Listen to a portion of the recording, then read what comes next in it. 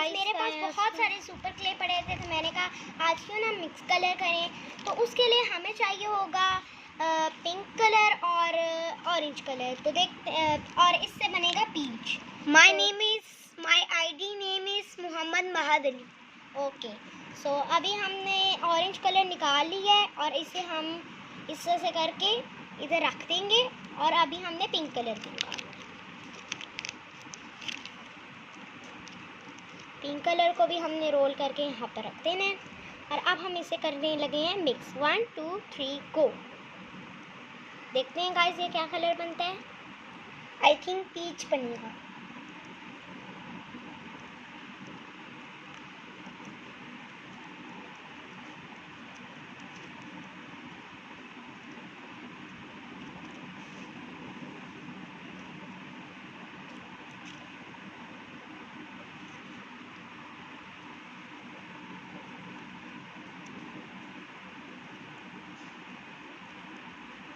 So guys ये colour बना है पीच।